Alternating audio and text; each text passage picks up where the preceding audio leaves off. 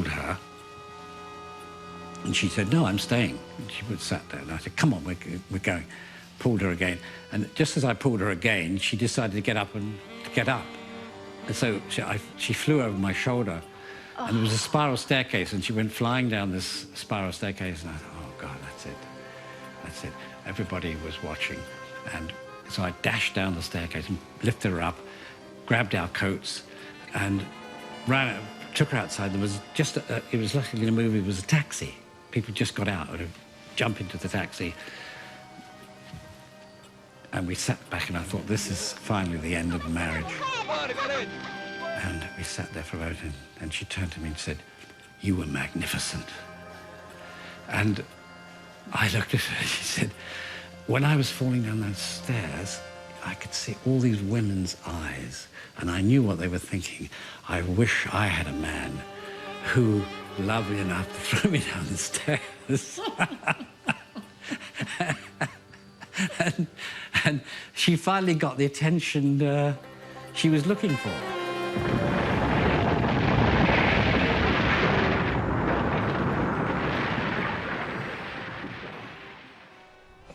They were great parents, loving parents, and I think that they really, you know, by the time I think that Dad, you know, had maybe a little bit of a wandering eye. Our marriage broke up, and when he wanted to go off into the sunset,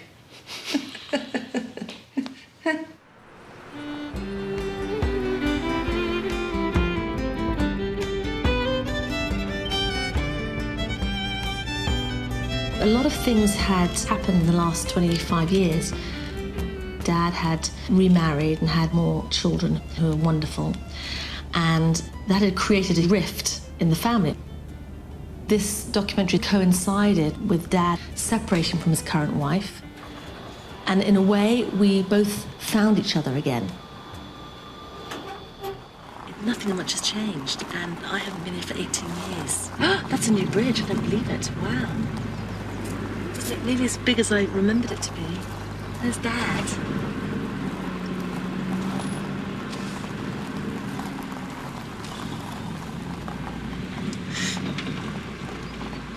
Believe it.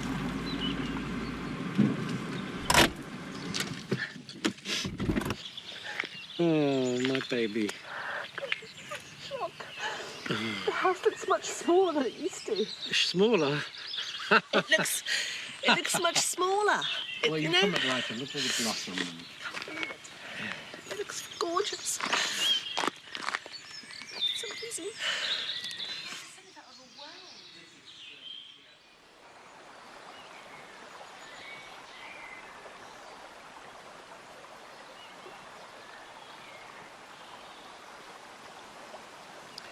You see, if you had a proper crew... What? If I was shooting this, I'd be sitting in the other direction, so you'd have the beautiful backlight. Front light like this is harsh, is always harsh. Yeah. It's harsh, and it doesn't. And also, the landscape looks better. It looks much better looking that way. It does. You might do a shot looking up that way. Well, look. Yeah, further down the river. It's okay. So. Just get another hand, haven't you? Yeah. What do you need two for?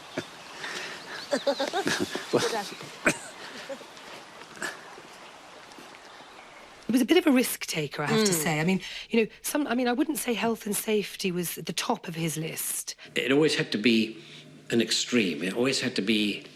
And I was very interested in how people respond in extreme situations. Deliverance on the river. How those actors responded to being pushed to limits.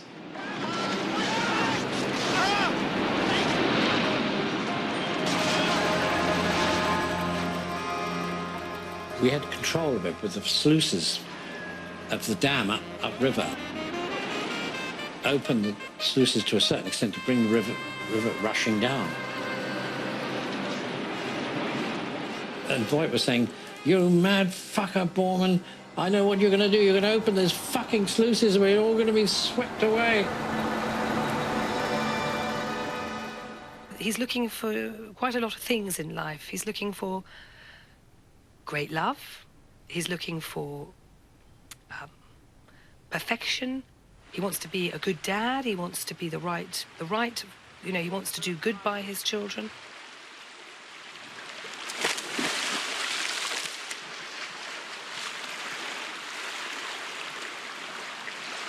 It's fantastic.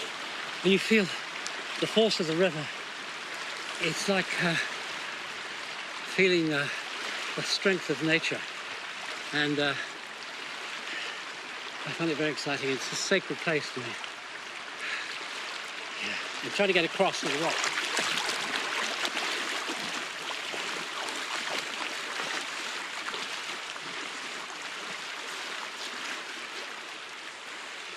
I suppose you need that kind of sort of character, or the kind of character he is to be, because he's not just a film director. He's a script writer. He's a writer. He's written many books, and he's very competent in what he does. I wouldn't change a frame of any movie I've made, not because they're perfect, but simply because I'd be too bored to go back and start doing it again. You know, I've made films in the way I have, where I want absolute control. You know, I want to write them and direct them. I want to be my own producer. I don't want anybody in authority to tell me what to do.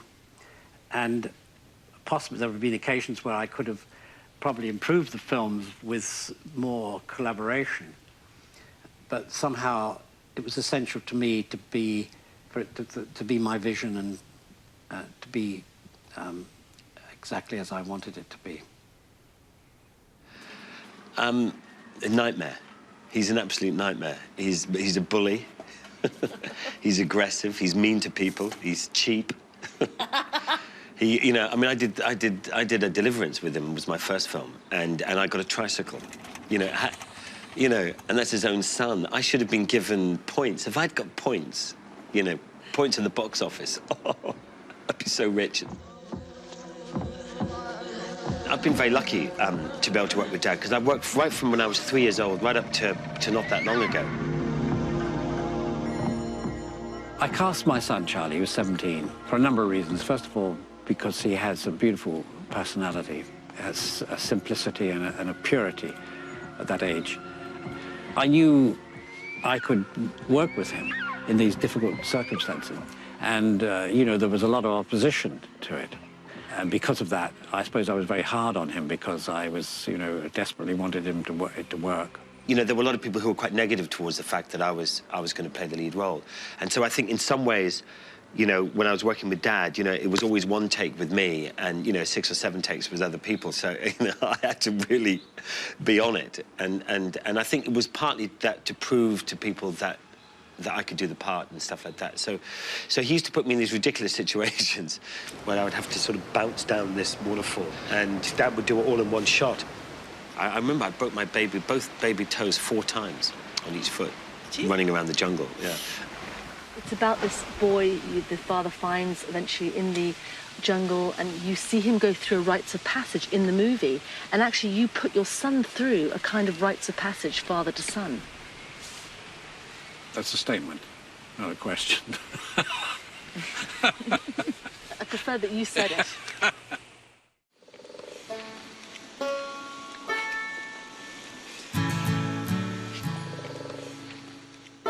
People to this day, you know, they quote that line, "Squeal like a pig." I mean, how did that come about?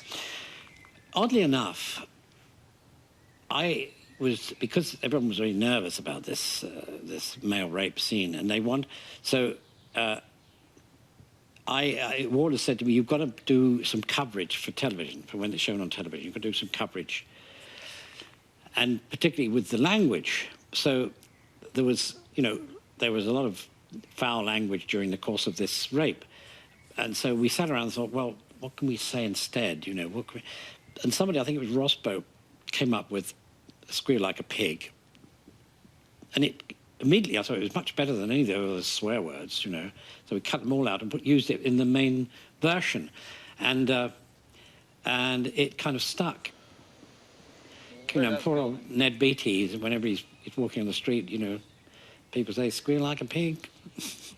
Squeal louder, louder, louder.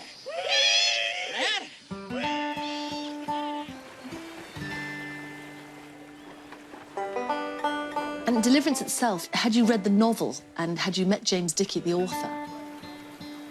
He was a very intimidating figure for the actors.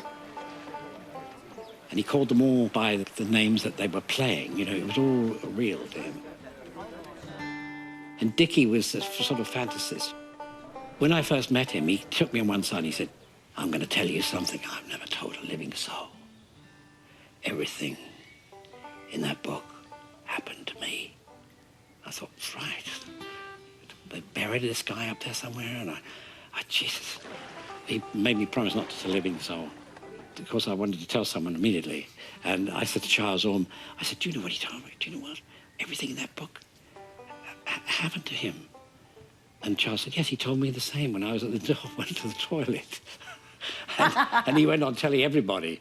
And when I went up there with him, and when he actually got into a canoe and immediately turned it over, I realized that nothing in that book had happened to him.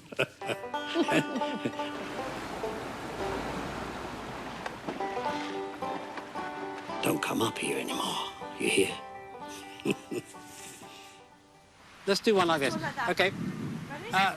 Rolling. Right. Everything you can see, left and right here, we planted something like 10 or 15,000 trees.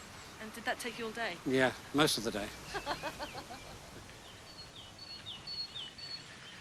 I started planting too late in life, but some acorns are now sturdy trees, and I'm not yet too old to climb it.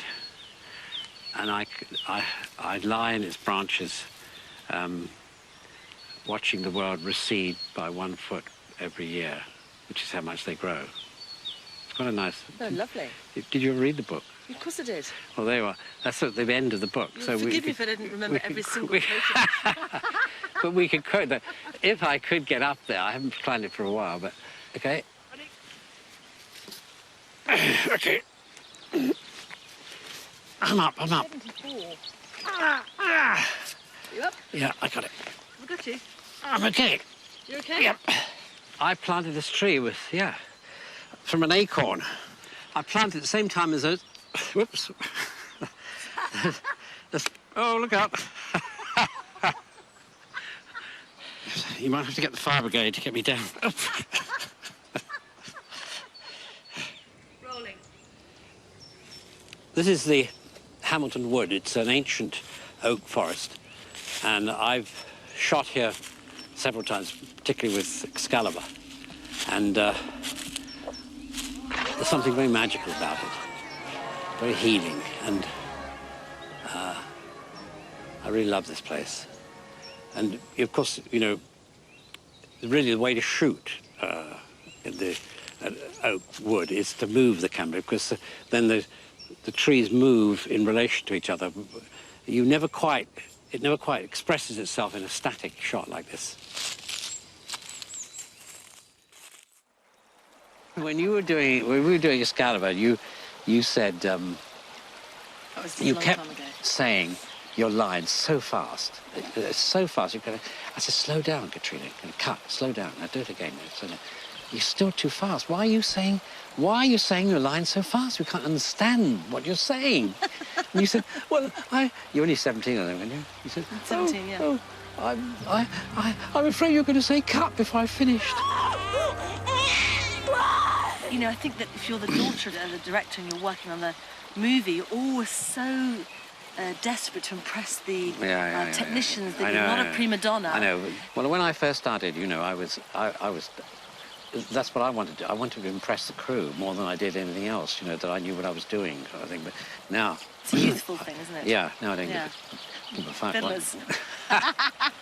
You definitely expect, you know, the sort of 1,000% from everybody because you're giving 2,000% yourself. Well, no, I think that... You're quite a taskmaster. Well, all I feel about it is that there's a tendency, you know, the best crew I ever worked with was on Helen Pacific, was a Japanese crew, and they were so disciplined, they didn't move, you know, a crew in England or America, they're always wandering around eating with a mouthful, you hear them speak to them, they've got a mouthful of food, and they're